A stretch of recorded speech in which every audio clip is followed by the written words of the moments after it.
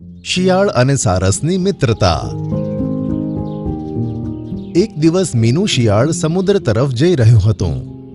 આજે ઊંધું સીધું કે મને વાસી ખોરાક ખાવાની કોઈ જ ઈચ્છા નથી. આજે તો એકદમ તાજી ફફડતી ગોલ્ડન ફિશ ખાવાની ઈચ્છા છે. એમ વિચારીને તે સમુદ્ર કિનારે ગઈ, પણ પાણીમાં ઉતરીને તે શિકાર કરી શકતી નહોતી. ત્યાં જ તેણે જોયું કે બે રીંછ તેની મનપસંદ ગોલ્ડન ફિશ માટે ઝઘડી રહ્યા હતા. આ માછલી મારી છે. ના, મારી છે. પહેલા મેં એને જોઈ હતી. પણ તેની ઉપર ઝપાટ મેં મારી હતી. તેમણે તે માછલીને વચ્ચે મૂકી અને ફરીથી ઝઘડવા લાગ્યા. તું લેફ્ટથી આવતો હતો અને હું રાઈટથી. ત્યાં જ પહેલા મારી નજર આની ઉપર પડી. પણ તું તેના સુધી પહોંચી ના શક્યો, કારણ કે હું તેનાથી વધારે નજીક હતો. તે બે જણા ઝઘડી જ રહ્યા હતા ત્યાં જ મીનુ શિયાળે ઝપાટ મારી અને મોઢામાં ગોલ્ડન ફિશ લઈને ભાગી ગયું. અરે રોકો તેને. બંને તેની પાછળ ભાગવા લાગ્યા. આ તારા કારણે થયું. ના, તારા કારણે. નહીં તો અત્યાર સુધી હું તેને ખાઈ ચૂક્યો હોત. અરે આ બે તો મારી પાછળ જ પડી ગયા છે. આ બંનેથી હું છુટકારો કેવી રીતે મેળવું? સામે તેણે ગુફાનું મોઢું જોયું, પણ ગુફાનું મોઢું એટલું નાનું હતું કે તેમાં તે જ ફક્ત જઈ શકતી હતી. પણ ગુફા થોડી ઊંચાઈ પર હતી. તે ગુફામાં જવા માટે ઉપર ચઢવા લાગી, પણ ઉપર જતી વખતે તેના મોઢામાંથી તે ગોલ્ડન ફિશ નીચે પડી ગઈ અને દૂરથી આવી રહેલા તે બે રીંછની સામે જઈને પડી. મીનુ બીકના માર્યા તે ગુફામાં જતી રહી. હા, મારી છે. એમ કહીને એક રીંછે તે માછલીને પોતાના મોઢામાં મૂકી અને બીજું રીંછ ઝઘડવા લાગ્યું. આ બાજુ મીનુ ગુફામાં બેઠી બેઠી પોતાને કોસતી હતી. આટલી મહેનત કર્યા પછી કશું જ હાથમાં ના આવ્યું. આજનો તો દિવસ જ ખરાબ છે. ત્યાં જ તેની નજર ગુફામાં રહેલા ઈંડા પર પડી, જે મોટું હતું. ચલો કઈ વાંધો નહીં. માછલી ના મળી તો શું થયું? આજે આ ઈંડાથી જ કામ ચલાવી લઉં. કહીને તેણે ઈંડું ઉઠાવ્યું અને પોતાના મોઢામાં મૂક્યું. પણ ત્યાં જ તેના ગળામાં ગલી ગલી થઈ અને તેણે ઈંડું નીચે મૂક્યું. ઈંડું નીચે પડતા જ તૂટી ગયું અને તેમાંથી નાનું એક પક્ષીનું બચ્ચું નીકળ્યું. અરે આ બાળક તો સારસ જેવું લાગી રહ્યું છે.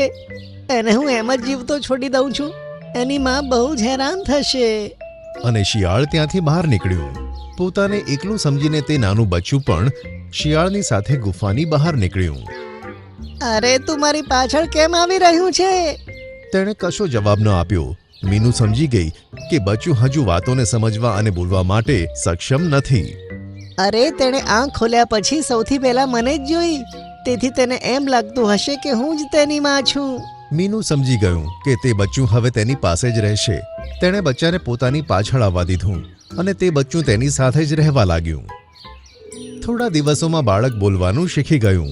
મીનુએ તેનું નામ રોકી રાખ્યું. એક દિવસ મીનુ રોકી સાથે ઘૂમી રહ્યું હતું.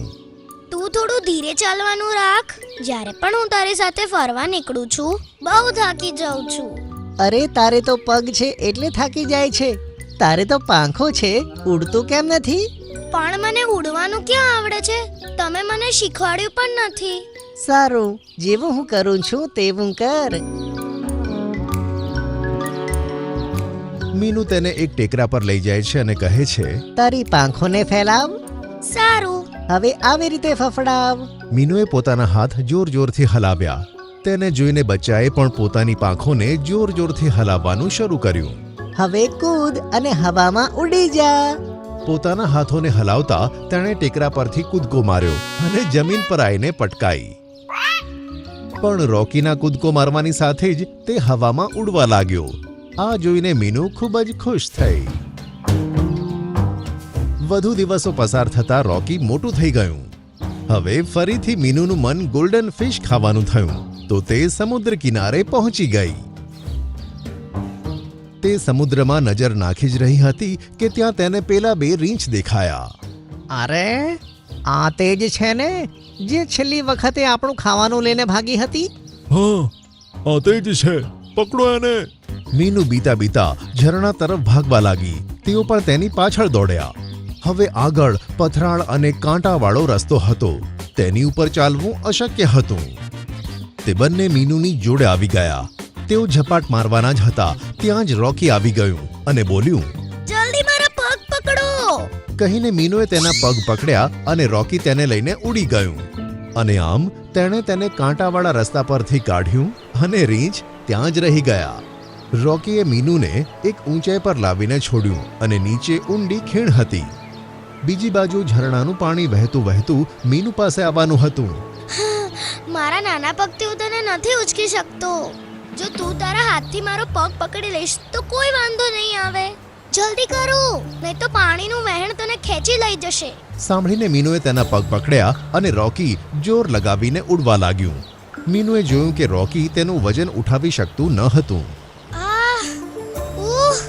પ્લીઝ, ભલે કંઈ પણ થઈ જાય, હાથ ના છોડતી.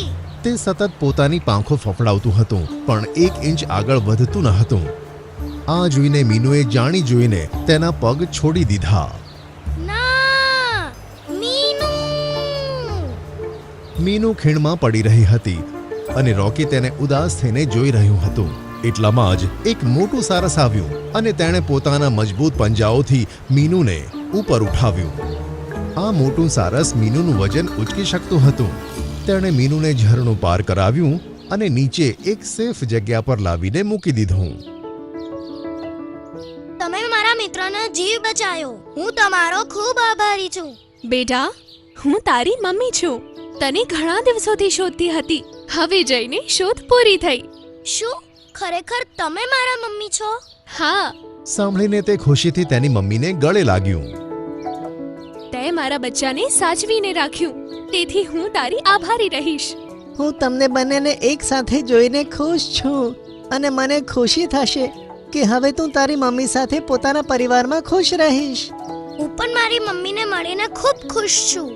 પણ તમે મારા માટે જે કર્યું છે એ હું નહીં ભૂલી શકું. તેથી હું વચન આપું છું કે દરરોજ તમને મળવા માટે આવીશ. તમારી અને મારી મિત્રતા હંમેશા આવી જ રહેશે. હા, કેમ નહીં? હું પણ તારી દરરોજ આવવાની રાહ જોતી રહીશ. હું તને એક ઇનામ આપવા માંગુ છું. આટલું કહીને મમ્મી સારસે દરિયામાં ડૂબકી લગાવી અને મીનુ માટે સુંદર મજાની ગોલ્ડન ફિશ લઈ આવી. આ લે, તારું મનપસંદ. મીનુ મજાથી ગોલ્ડન ફિશ ખાવા લાગ્યું અને રોકી પોતાની મમ્મી સાથે આકાશમાં ઉડી ગયું. તેમને જતા જોઈ મીનુ હાથ હલાવીને ટાટા કરવા લાગી અને તેને તે વાતની ખુશી હતી કે રોકીને પરિવાર મળ્યા છતાં પણ તેને મળવા આવતું રહેશે અને તેમની દોસ્તી સદાય બની રહેશે.